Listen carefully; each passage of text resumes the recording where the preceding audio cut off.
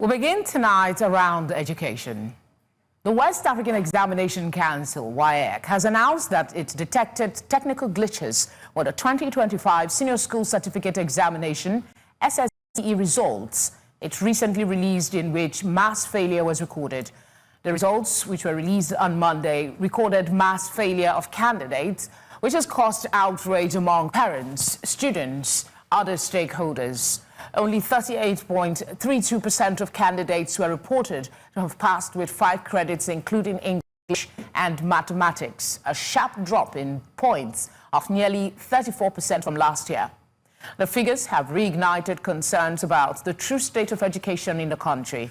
News Center's correspondent Sumaya Abubakar provides some data in this report. Of the nearly 2 million students who sat for the 2025 WATSE, only about 754,000 met the benchmark for 5 credits, including English and Maths. With over 450,000 results still pending, stakeholders are pointing to structural failures in the education sector as the real cause of the drop, not just the crackdown on exam malpractice. For affected families, the pain is personal. Many of the teachers who are running classrooms, teaching maths and English language, are actually entrusting the people who did not study these subjects. So you find lawyers who are teaching English language and teaching literature. You find mechanical engineers, chemical engineers, sometimes biochemists who, because the people who study mathematics are not available, have become the last resort. I put my child to read very hard. I was assisting him. For us to see the result, honestly, we are very disappointed. For a person to get B3 for all the subjects and only Maths and English, the subjects that are very important, for him to get F9, honestly, I'm not happy. With growing concerns over the standard of education, the quality of schools is also under scrutiny, and beyond the classroom, many students are battling distractions. Now, you notice that some parents, in fact, most people take their children into private schools. So parents now feel as if government schools are not doing anything, which is wrong. You can see children of 13, 14 years old using phone to do what? To do social media, to do TikTok. Why? They don't have time to read. And the main reason why they don't have time to read is because they are dependent on the fact that school authorities will allow them to do malpractice. With over 450,000 results still pending due to the issues ranging from verification to suspected malpractice, WAEC says investigations are ongoing. But this year's sharp decline has opened up a broader conversation, not just about exam conduct, but the overall quality of education and learning in Nigeria's schools.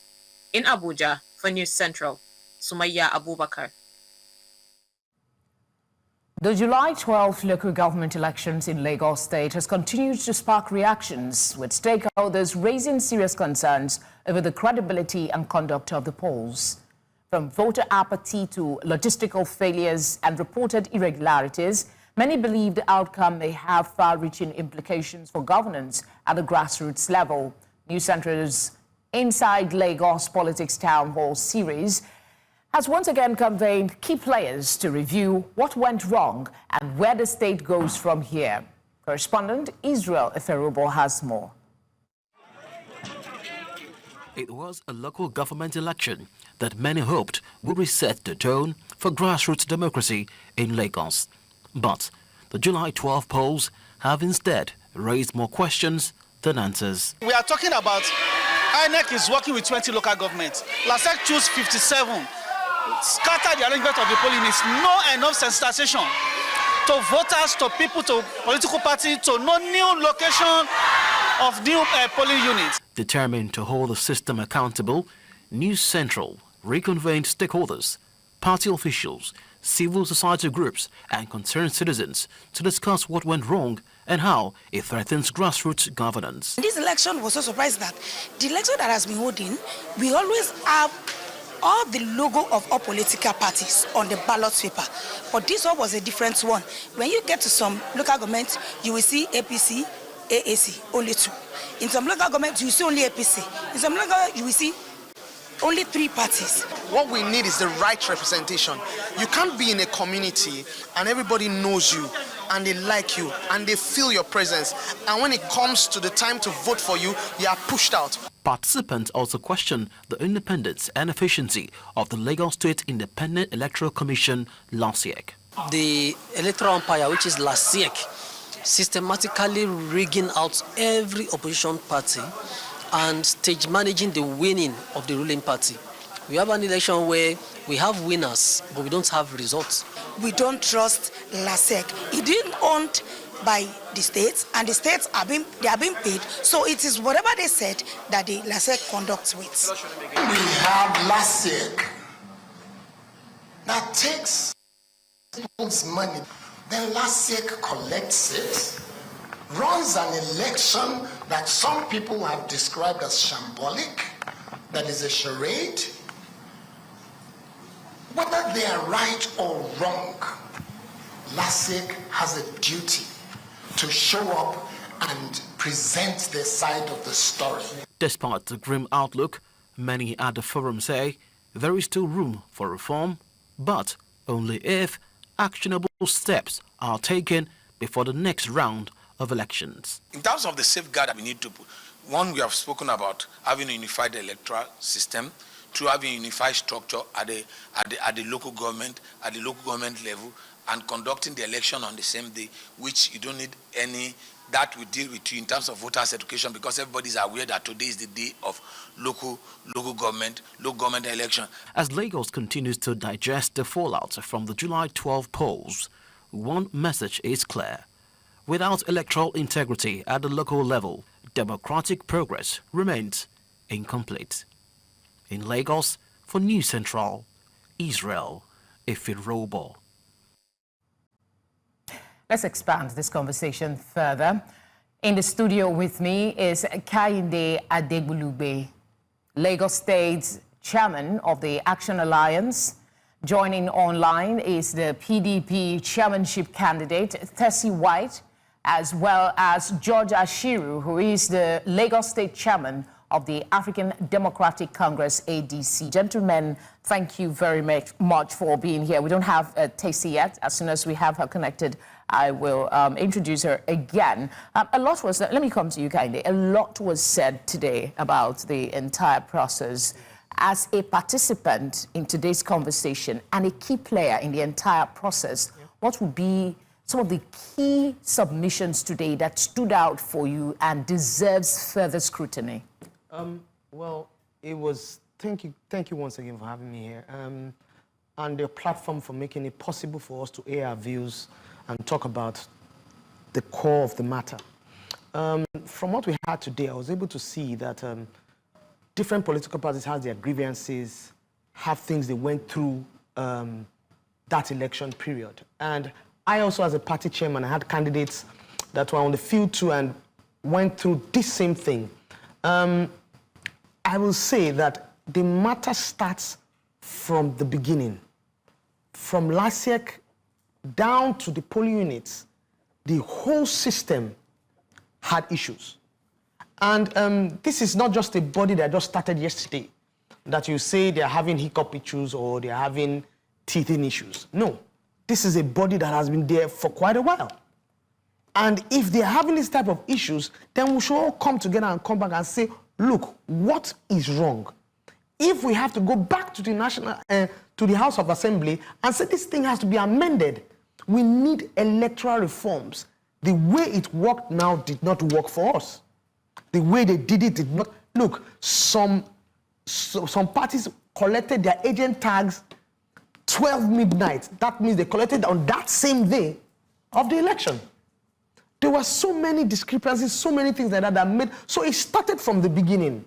And when you see things like that start from the beginning, you know at the end point is going to be a disaster. Yeah, I'm hoping we have a few minutes more. I will ask you about the specific electoral reforms you're referencing. But let's bring in George and just ask him about the LASIEC no-show today. The MD of News Central raised pertinent submission in his closing remarks about the importance of LISEC's participation in dialogues like this? I mean, even in the introduction, we talked about the possibility that there was some miscommunication and all of that, but they are the ones that can speak for themselves. So what were your thoughts when this conversation came up today?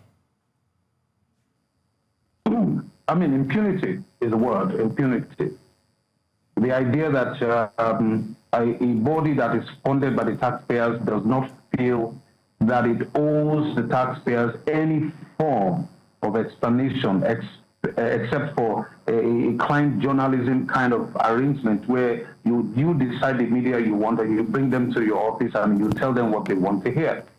This is impunity. This is an example of the reason we keep saying that the democracy we practice in Nigeria consists of the right to select our rulers or our dictators. You know, the consistency with which you find people not wanting to subject themselves to to debates. For example, in the last general election, where you had candidates of certain parties shunning debates where the citizens should have the chance to ask you, what do you stand for? How do you intend to govern? How are you going to use our resources? What are your priority areas? And you don't even feel the need to talk to the people. It is because you feel that no matter what the people want, you are sure you are going to win because you have some kind of arrangement. Because that's the message you're showing to us. Now, for LISEC to also now be seen in that light, of having the same culture, of not wanting to be part of any kind of public discourse, it makes us feel that there's some kind of tacting going on, you know, with this party in particular and LISEC in itself, because the behavior is the same, you know, and so if it looks like a rabbit, talks like a rabbit, it's probably a rabbit. So I think all of us were essentially given the understanding today that this organization LISEC does not feel the need to report to us. Look, the Nigerian police was there. The Nigerian civil defense was represented by their public relations officers. So why couldn't we have quality representation? It doesn't matter. You know, scrutiny is part of governance. Anybody who is in government who does not want to be scrutinized, they have no business in government. Any organization set up by government funds that does not want to make itself available for public scrutiny has no business existing. And it is this impunity itself that is the reason we have malgovernance, misgovernance, and everything that is negative in terms of governance in Nigeria. Federal level, state level, even local government level. And this, unfortunately, is a historical fact. It just keeps going on and on and on and on. And I think it's an opportunity for people, the electorate, to begin to ask themselves, okay, it really is this one chance. Is this what we thought we were getting in 1999 when we said, let us have the right to vote? Only for us to be told now that your right to vote doesn't consist the right to hold us to account. That needs to change. And I think this is wrong. And that's one of the things that we believe political parties will use as a campaign message in the next election, that the bodies that we have themselves are not truly independent, they are not showing that they're independent, and they are not subjecting themselves to the people for accountability. Kennedy, one of the curious submissions today was the choice of some parties to stay away from the election. We also heard of parties who say that their names were not on the ballot. Some say they were last-minute movement of polling units without prior notice. With all, I mean, this was an opportunity to, beyond venting, look for a way forward. What is the next move for some of these parties? For you, you were a candidate in the exercise, right? So what's the next move? Are you planning to take matters to court? Or do you look to maybe go back, regroup, and come back stronger in the next election? Yes, so if you say, are we going to take the matter to court? How many people will take matters to court? Even for parties that are not as financially buoyant as they should be. I mean, to take issues to court will cost each candidate nothing less than 2 million. To take it all the way to the tribunal, nothing less than 2 million. How much the councillor invest in his campaign? I mean, he must not have invested up to 2 million. You understand? So the major thing I'm saying is we need to all regroup, come back stronger. Like we said today in that in the meeting, you can't say you are not getting involved. You can't say as an opposition you don't want to get involved because, oh, because, oh, we know that they are going to rig it anyways. We know that they are going to, that they are just going to choose and select. No, it's a battle. You can't sit at home and watch. Then you can never be a victor. There's always a chance for you of being a victor. So you have to go out there, pushing and say, look, I will stand out here and make myself known. Whether you like it or not, you will see me. Okay. I will be here. George, some parties have rejected the election results, like I mentioned earlier, citing irregularities, lack of transparency, and all of that. What do you think is the implication of these reactions for the legitimacy of the election outcome? And add to that, conversations around voter apathy and the role it's also play in legitimizing some of the irregularities that we see. All right, thank you. Again, what was observed in the whole process that has led to this outcry is the sense that the rules are not the same for everybody. And the fact that there was a lot of information that was withheld or provided, at the last minute, which then made the candidates, put candidates in a kind of like a difficult position between, a hard rock and the Dead Sea. And I think that's one of the reasons you have seen today that a lot of the chairmen of those parties and the candidates were really very angry. People will invest their time, their energy, their money. Information did not come on time. Parties were not called early, to convey the right information to them. Certain kinds of information were withheld on the last minute. For example, that there was a LASIEC law this time January and was only made available on the eve of the release of the guidelines. So the guidelines that were used to set up the elections were based on the law that nobody had seen until after the guidelines were released. So these were anomalies that made it clear that it was intentional, because it should not be. Many things that are required to govern the country should be public knowledge as soon as they are made into law. And they should be something that will be based even on our feedback, on our scrutiny. So these were the reasons to find that a lot of those parties now felt that, okay, it looks like this, we are heading towards an answer when the question had not even been asked. So that is that part of it. And you see, this is what dovetails into voter apathy, because the voters hear of this, they see this manifesting around their areas, they know these candidates in their own various houses and wards and local government. They hear the same thing all over again. And they've been hearing it since 1999. It's one story after the other. And like I said again, and I'm saying it again, like I said before, that people are beginning to believe that this is a one-chance democracy that we have. And more time. The idea that young people are constantly planning their future around, in quotes, Japan.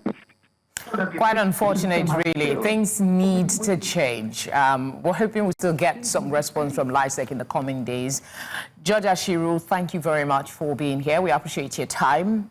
And Kainde Adebulube, thank you very much for being here. Thank you very much. Thank you. All right, coming up tonight, left with a broken arm. That's said to be the current state of human rights activist Omoyele Sowore. We'll tell you more after this time out. You're watching tonight on News Central. A reminder of our top stories. West African Examinations Council admits to technical glitches in its just released SSC results, which recorded mass failure. Outrage at News Central's town hall on Lagos Council election as participants allege widespread electoral malpractice. And Prime Minister Benjamin Netanyahu reveals Israel aims to take full control of Gaza Strip, but not on permanent basis. Let's bring you our earlier teaser. Reports reaching us is that operatives of the Nigerian police have allegedly broken the right arm of political activist Omoyele Sowore. The incident was said to have occurred on Thursday morning at the force headquarters in Abuja. A post shared on Showore's verified Instagram page claims a team led by a chief superintendent from the IGP's monitoring unit forcibly entered his detention cell and later removed him from custody. Amnesty International, which also confirmed the incident and has condemned it in totality, said Showore was assaulted around 6 a.m. by officers at the Force Intelligence Department.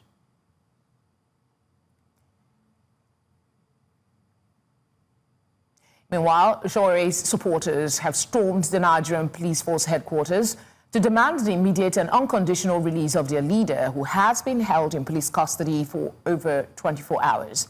The demand follows Showere's detention after he honored an invitation by the Inspector General of Police Monitoring Unit for an interview over allegations of forgery and criminal defamation. It will be recalled that after more than 7 hours of interrogation yesterday, the IGP Monitoring Unit claimed it had obtained a court order to remand Showore to enable further investigation. If he's grieved with Amoyele Showore, no problem. Go to court. That is the best way to settle scores.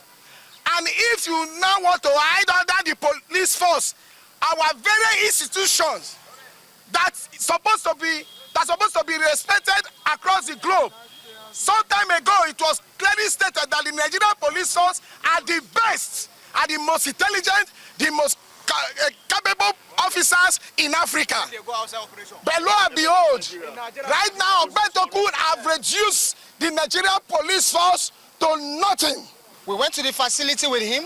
We tarried up until 7 p.m. and we left.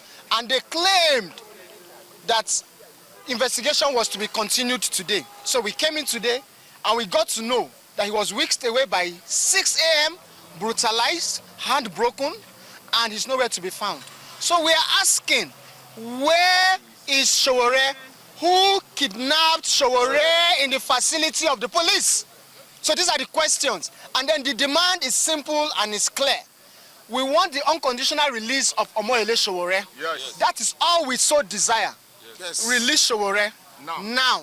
Release Showore now.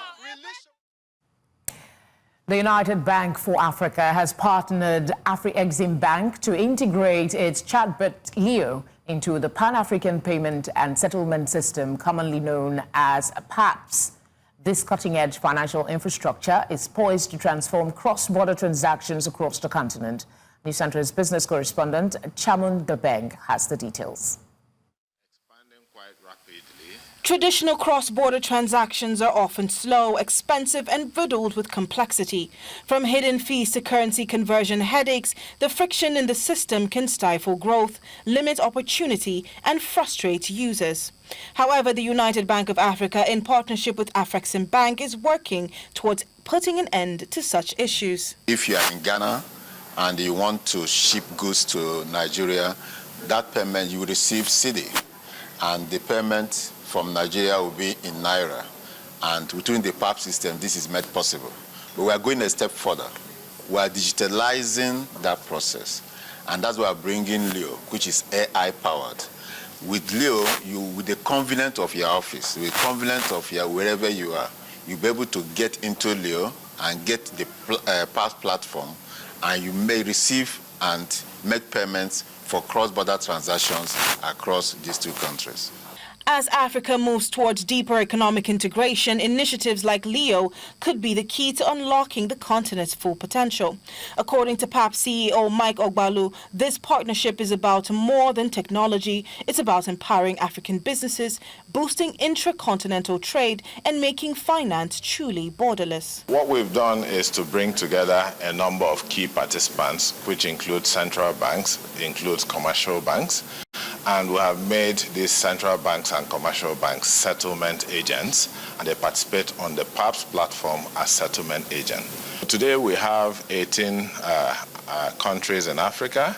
We are on track to increasing this to about 33. We also, before the end of the year, we also have about 152 commercial banks that have connected to us. We have 14 switches, out of which about 8 of them are national switches across Africa. So we're bringing together all these ecosystems so that we can deliver payments to the last mile, the person that is in that remote place, who wants to make payments. Ease in cross-border payments isn't just a convenience, it's a catalyst. It empowers global commerce, fuels financial inclusion, and strengthens economic resilience. When payments flow freely, ideas, innovation, and opportunities follow. In Lagos for News Central, I am Chamun Dabeng. Still ahead, outrage in South Africa as prosecutor withdraws case against suspect in farm murder. We'll bring you this story and more after the break.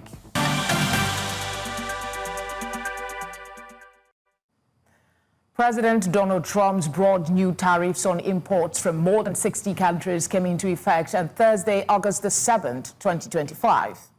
These reciprocal tariffs range from 10%, such as on imports from the UK following a trade deal, to as high as 50% on goods from Brazil and India.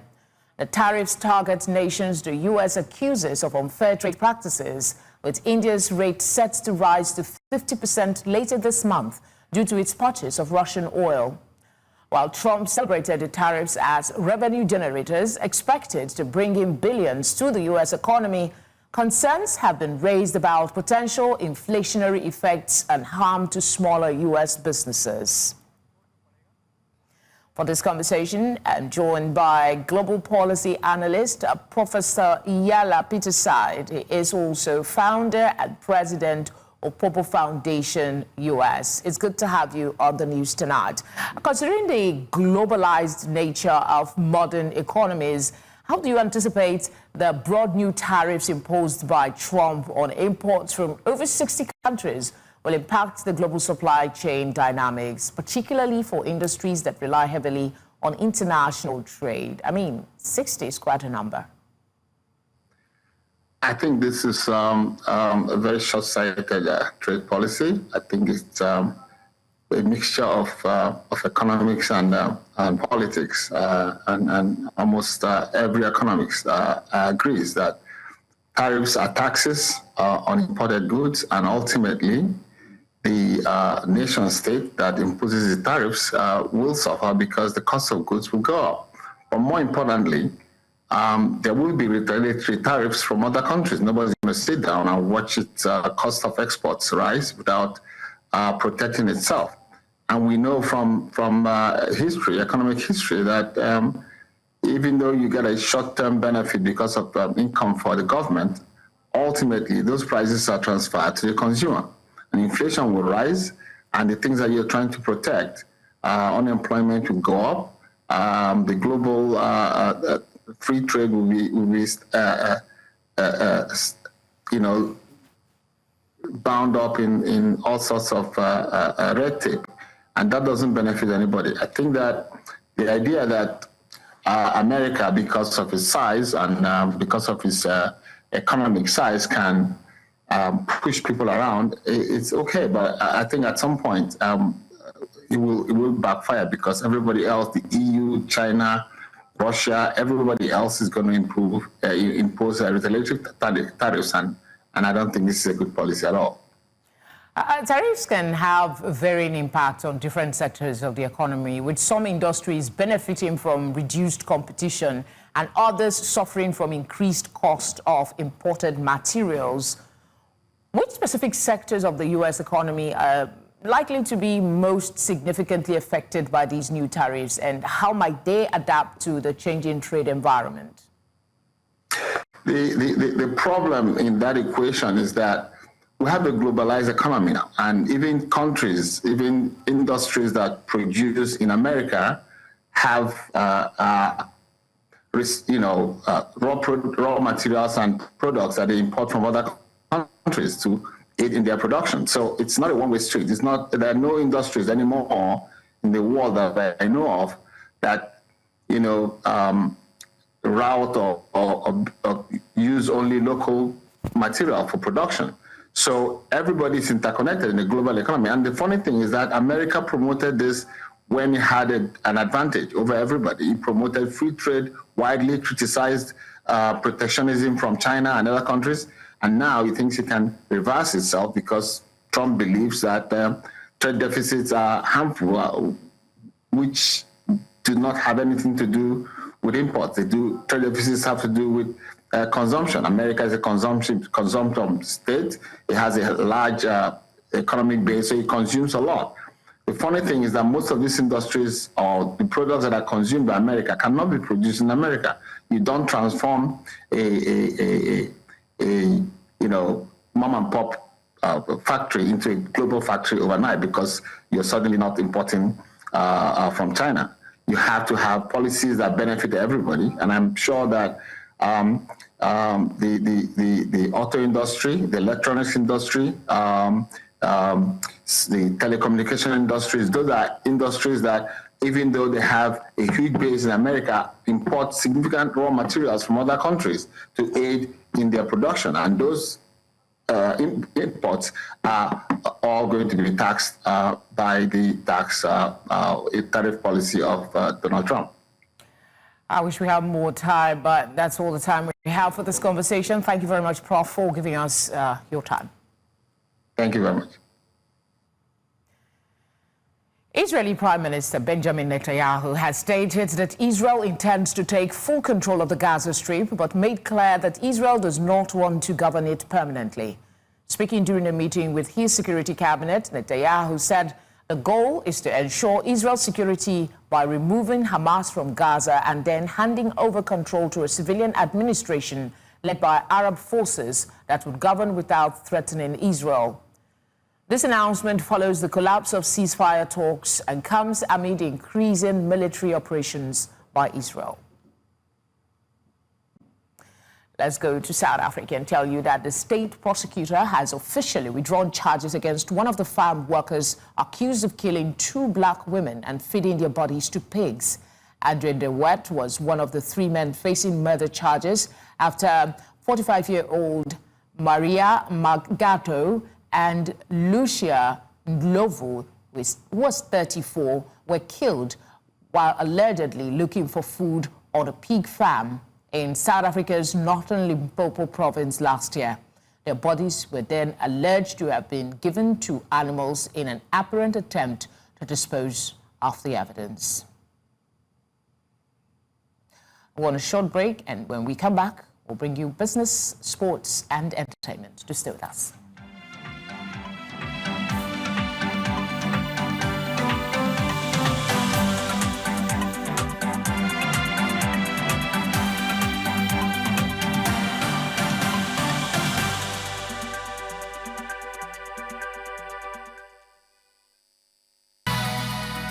Perpetua joins me now for a business update.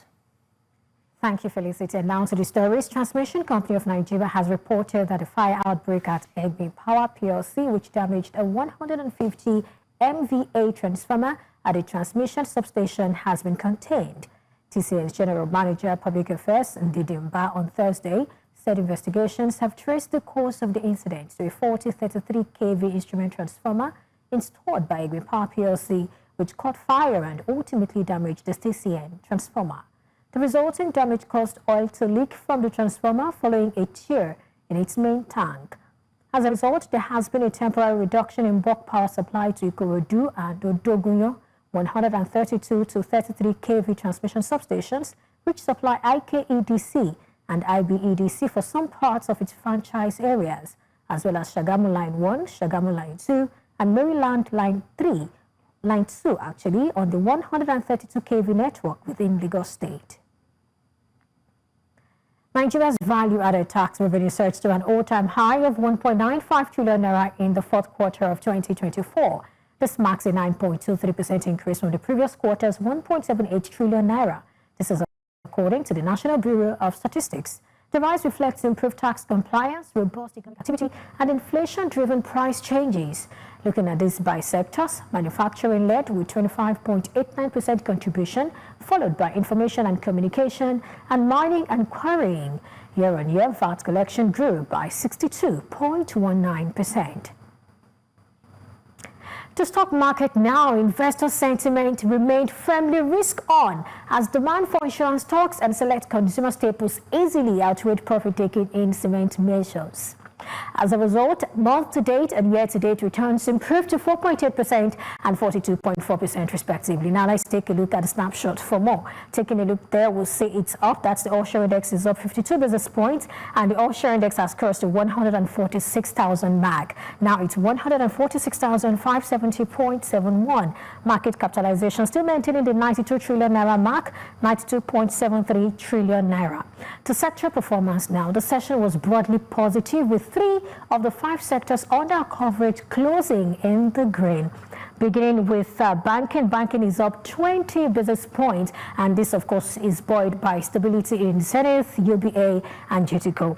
For insurance, it's still leading the pack, yes, and today it soared 8.76% as ICO, Mansard, and Cornerstone all hit their 10% ceiling. That's the limit. That's the highest you can get in a day. So they all got 10%, while Linkage Assurance surged 8.05% and dominated the volume chart with 372 million units.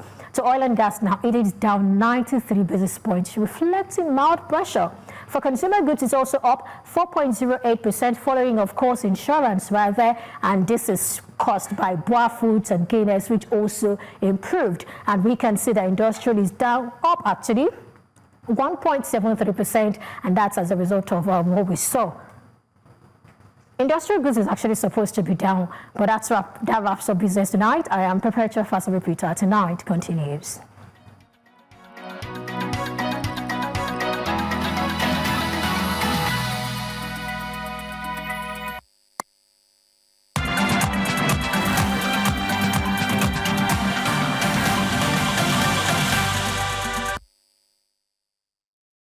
Okwe has sports. Thank you, Felicity. In sports tonight, the president of the Athletics Federation of Nigeria, Tonobo Kokowa, has confirmed that United States-based sprinter Favor Ofili has switched allegiance to Turkey, calling for urgent financial support from both government and private sponsors to prevent further loss of the country's elite athletes to foreign nations. Kokowa made the revelation during a press briefing at the 2025 National Athletics Championships held at the Yaba College of Technology, Lagos. Ofili's switch comes barely weeks before the 2025 World Athletics Championships in Tokyo. Although her name still appears under Nigeria on the World Athletics website, Federation insiders say the change is imminent. Quadri Haruna has reclaimed his spot as Africa's top-ranked table tennis player, rising to 21st in the world in the latest ITTF rankings. Despite not competing since July's US Smash, Haruna gained ground due to the ITTF's ruling system, which dropped older points from his rivals. Egypt's Omar Assar has now fallen behind him in both global and continental standings. In another major shift, Matthew Kuti surpassed Olajide Omotayo to become Nigeria's second highest ranked male player at 194. Kuti's win at the 2025 West Africa Regional Championships boosted his points, while Omotayo dropped to 198th. In the women's rankings, Fatima Bello remains Nigeria's best at 134th, ahead of Ajoke Ojomu and Amina Fashola. The rankings reflect key changes in Nigeria's international table tennis status as Olympic qualification edges closer. Super Falcons goalkeeper Chiamaka Nnadozie is the only Nigerian footballer in this year's nominations for the 2025 Ballon d'Or Awards. Nnadozie was nominated for the Women's Yashin Trophy, recognizing the world's top goalkeepers. Super Falcons head coach Justin Madugu also earned a nomination for Women's Team Coach of the Year following Nigeria's WAFCON triumph. Zambia's Barbara Banda and Malawi's Temwa Chamwinga were listed among 30 finalists for the 2025 Women's Ballon d'Or. On the men's sides, 3 African stars made the shortlist. They are Guinea's Seydou Guirassy, Morocco's Achraf Hakimi, and Egypt's Mohamed Salah. Nigeria's Victor Osimhen was notably left out despite a title-winning season with Galatasaray and breaking Turkey's goal-scoring record. The 69th Ballon d'Or ceremony will take place on the 2nd of September 2025 in Paris, a month earlier than the previous edition. Leicester City midfielder Wilfred Ndidi has undergone a medical in Istanbul ahead of a move to Turkish side Besiktas for a fee expected to be in the region of 9.5 million euros. Besiktas revealed that the medical had taken place at the Abikadem Hospital ahead of an official announcement and formal unveiling. The 28-year-old defensive midfielder spent 8 years at the King Power Stadium since joining in January 2017 from Belgian side Genk. He made 303 appearances across all competitions, contributed 18 goals and 22 assists. He also featured in their 2021 FA Cup victory and lifted the Community Shield and Championship title. Besiktas, who have already been knocked out of Europa League qualification, are undergoing a rebuild after finishing 4th in the last Turkish Super League season. And that's it on Sports Tonight. I am Opeoluwa Adibari.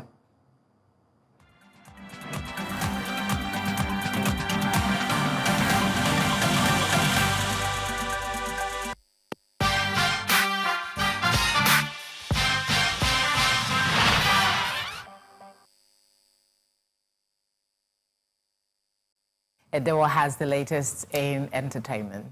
You know, Hello, as Edewa. always, we come out with good news when I have a smile on my face. Oh, yeah. Afrobeat is making us proud, and let me give you all the details quickly. Now, Nigerian singer Rema has just hit a massive milestone. His debut album, Raves and Roses Ultra Version, is the first African project to hit over 3 billion streams on Spotify. Huge. A huge chunk of that comes from the global smash hit Calm Down, a remix featuring Selena Gomez, which became the first African song to hit 1 billion streams last year, while the album's 20 other tracks brought in the rest as it is. Now, the record is still dominating. Close behind is South African singer Tyler with her debut album, which has surpassed 2 billion streams already, with legends like Burna Boy, Wizkid, and CK also making waves, showing that Afrobeats is taking over the world. Felicity, what do you have to say? Yes, a round of applause for them. Always. As always. You know, I was wondering, I said 3 billion streams. How many are we again in the world? I have no idea. All right, now let me give you some very interesting news that happened as well in Ghana. In a wild turn of events, Ghanaian authorities have seized Shatta Wale's flashy 2019 Lamborghini Urus, claiming it's tied to a criminal proceeds from Nana Kwabena Amuah, a fraudster doing time in the US. Now, Shatta Wale, in a viral video, has posted on social media, which he put out, says it's just a third-party owner, that he has nothing to do with that, and he's not happy about the car being taken away, and slammed in, how the cops came into his house and with guns and everything. Now, despite showing proof of a purchase, he bought the car $150,000. It's now in the Ghana's Economic and Organized Crime Office, and the car is said to be shipped back to the U.S. as part of Amuah's $4.7 million restitution. All I can say is watch where you buy stuff from. Watch where you buy things, right? Well, that's true. Well, that's all we have on entertainment tonight, by the way.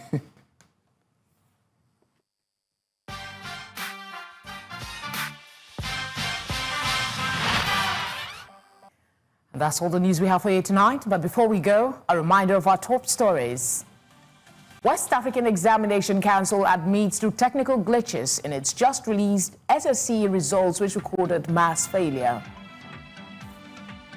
Outrage at New Central's town hall on Lagos Council election as participants allege widespread electoral malpractice. Prime Minister Benjamin Netanyahu reveals Israel aims to take full control of Gaza Strip, but not on permanent basis. To send us your eyewitness report to the number displayed now on your screen. You can follow us on social media as well. We are at New Central TV. You can watch live programming on DSTV channel 422, GoTV channel 23, Star Times channel 274, Avo TV, and on YouTube. It's been a pleasure bringing you the news. Thank you for being here. Good night.